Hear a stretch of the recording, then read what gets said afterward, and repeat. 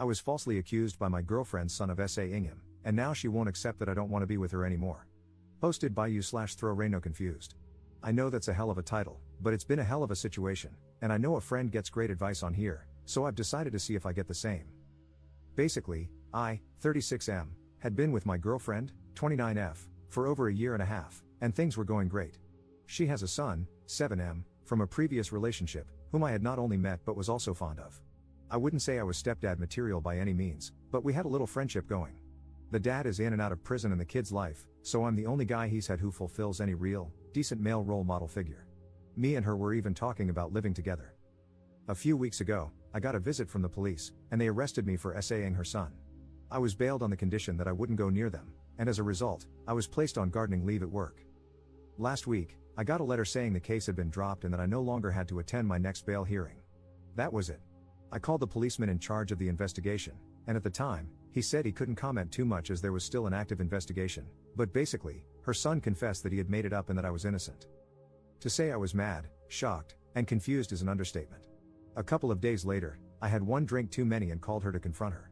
She answered, all apologetic, and explained that her little effing nephew, 12M, I've always hated this kid whenever I met him. He's so disrespectful, always getting into trouble at school, getting into fights, etc. Did it to her son at a party they went to a few days before I was arrested. When her son confessed that someone had SA'd him, he panicked and said it was me instead of his cousin. I guess being questioned by the police scared him, so he finally told the truth. I was so disgusted that I just hung up on her and deleted my social media so I wouldn't have to have anything to do with them. She's been ringing, texting, and emailing me, saying that even though she's so sorry for putting me through all this, she can't be too sorry because she wanted to protect her son. But she really wants us to get back to where we were, and her son misses me too. He's been crying, saying he's hurt me. She said this could make us stronger and that we could have a good future together. I haven't answered at all. I have nothing to say. I'm thinking of ghosting her. I can't lie and say I don't have love for her or her son, but honestly, I'm way too hurt. I'd always know that she once thought I did something so unspeakable to her son, and I'll also never be able to forget that his lies, no matter the reason, could have wrecked my life. And I'd never want to risk running into her nephew again. I never, ever want anything to do with him again. What should I do? Reddit? Relevant comments. Commenter. Her son was actually SA'd. She could probably see the distress in him, that much was true. She probably did have doubts that it was you, but she did the right thing by letting the police handle it. If you want to come back from this, you can. Couples counseling feels like this sub always suggests that, or at least take it slow for a while. But it's okay if you don't want to. However, do have a bit of compassion. Her son was actually SA'd and was scared. He didn't make it up out of spite but panicked, knowing that blaming a family member would cause all kinds of problems. Maybe go and meet them once or write the kid a letter. What I'm thinking here is that, on top of everything, the kid is going to feel guilt about splitting you two up. Tell him you're sorry about what happened to him and that you know he was scared, that you don't blame him for what happened, but you need a fresh start. Op's response. I get where you're coming from with showing compassion, I really do, but at the same time, think about what's happened to me. The police came into my office, arrested me, handcuffed me, and led me out in front of my colleagues before forcing me into a police car. I spent 12 hours in a police cell, was interviewed multiple times, and bailed on the proviso that I don't contact her or her son. I've been put on garden leave at work, with the likelihood of being sacked for damaging the company's reputation, and I will likely struggle to get a job in my field again. My colleagues have also started removing me from social media and ghosting me. I'm not sleeping, losing weight, and having frequent anxiety attacks. I wish I could have compassion and want to see them again, but at the same time, I'm too hurt. Can Op tell/show work the case was dropped to false charges? In my work's eyes, it doesn't matter. I've got a big meeting with my manager, regional manager, HR, etc., on Monday to determine whether I have a job or not. Even if I'm in the clear, their argument is that our job is a public-facing role where we do a lot in the community, and if they keep me on board, it could damage their reputation by having me work there, even if I'm legally innocent. Their reputation comes first. Op gives a detailed response to a commenter. I have been wanting to reply to your post meaningfully for hours because you express things well, without calling me a monster or a horrible person like many others did, but I was so drunk when I first saw it that I thought I'd get some sleep, sober up, and come back to it with a clearer head. However, please be aware, this little guy with whom you began building a genuine and healthy relationship went through an experience that traumatizes to the core. And then, faced with immense pressure, he panicked and named you. If you walk away from this little guy with no words, no forgiveness, this will become a defining moment in his developmental mental health and affect not only his relationships moving forward but possibly his ability to function if the guilt and shame grow. This part is what's cutting me very deeply at the moment. You see, I've mentioned in another post that I sadly can't have biological kids of my own, so I had resigned myself to the fact that I'd never have a deep and meaningful relationship with a child. But then he and his mom came along, and I started to really bond with him, and he with me. I wasn't his stepfather by any means, but I did feel genuinely good things toward him and would have gladly taken on that role. But then this happened, and it has cut me to the core. Honestly, it's affected me just as badly as the professional aspect has. A lot of people have said that he lacks the intellectual capacity for reason that an adult has, and I get that in my rational brain, but my emotional side isn't quite so quick to forgive yet. As many times as I tell myself I would be open to making contact and saying I forgive him, the anger and resentment over what's happened to me, my arrest, my health issues, my relationship fading away, and what's going to happen to me in terms of my career and finances, stop me from being able to do it in an honest way. I don't think I could even lie and do it at this stage. I know I just wouldn't be able to. I can't say I'll always feel this way, maybe months or years down the line I could, but I'm not able to at this moment. Other people who have commented here have said I need to do it ASAP as it will affect his development, but they're not the ones in this situation. How else could she respond? And again, I understand that in my rational, sober mind, but the emotionally hurt part of me still feels that, regardless, her actions ruined my life. Whatever you choose, forgive the little man, and give his broken and tormented heart and mind some peace. I think I could only do that when I find some peace myself. Yes, someone pointed out that I have a fully developed, nearly 40-year-old mind, but what has happened to me will affect me for the rest of my life. If I ever get into a relationship again, I wouldn't want to be with someone who has kids because I wouldn't be able to trust them. Update 3 days later. I want to thank you all for your advice, well wishes, and criticism. This is an update on 2 fronts. Firstly, I met up with my girlfriend. She rang me, and I answered. She asked if we could meet on Sunday night. Normally, I wouldn't have answered, but because she called from a withheld number and I was pissed, I said, yeah, alright. When she came around, I was all set to go in guns blazing and tell her to F off. But when I saw her, I felt emotional and broke down. She did too. We hugged tightly, and she kept saying how awful I looked and how much weight I'd lost. She apologized repeatedly.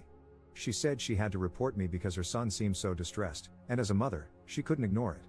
But she admitted that, in hindsight, she knew I wouldn't have been capable of what he accused me of, and she hadn't been sleeping or thinking straight, knowing what I must have been going through. Apparently, once her son admitted to the police that it wasn't me but his cousin, the police got a confession out of her nephew. He said he had been SA'd himself and was only repeating what had happened to him. I couldn't just be nice and understanding. I told her I didn't give a crap. She seemed quite stunned by this, but since she could see I was really distressed, she didn't argue. Basically, she wanted to know where we go from here, saying she loved me so much and asking if I could move on from this. She also had a letter from her son. Apparently, he's been really unwell and was devastated about what he had said I did. He asked if I would read it. I don't know what happened at that moment, but I got really angry. I said I couldn't read his letter.